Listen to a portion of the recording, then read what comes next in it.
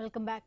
YCP అధికారంలో ఉన్న 5 ఏళ్లలో చెప్పుకోదగ్గ పెట్టుబడి ఒక్కటి కూడా తీసుకురాలేదని కేంద్ర మంత్రి రామ్మోహన్ నాయుడు ఆరోపించారు. ప్రతిపక్షంలో ఉండి కూడా బ్రాండ్ ఏపీను నాశనం చేయాలని కంకణం కట్టుకుని పనిచేస్తున్నారని మండిపడ్డారు. గూగుల్ డేటా సెంటర్పై ప్రజలు హర్షం వ్యక్తం చేస్తుంటే వైసీపీ నేతలు తట్టుకోలేకపోతున్నారని అన్నారు. ఐటీ ఇండస్ట్రీని అన్ని జిల్లాలకు విస్తరించాలని ప్రభుత్వం ఆలోచిస్తోందని రామ్మోహన్ నాయుడు చెప్పుకొచ్చారు. వచ్చే నెల 14, 15 తేదీల్లో విశాఖలో సిఐఏ సమ్మిట్ నిర్వహిస్తున్నామని ఆయన స్పష్టం చేశారు.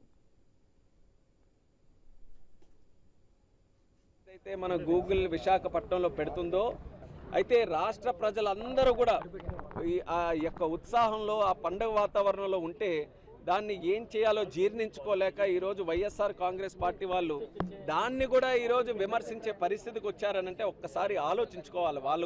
వాళ్ళైతే 5 సంవత్సరాల్లో ఒక్క పెట్టుబడి ఒక్కటి సరైన తీసుకొని రాలేదు.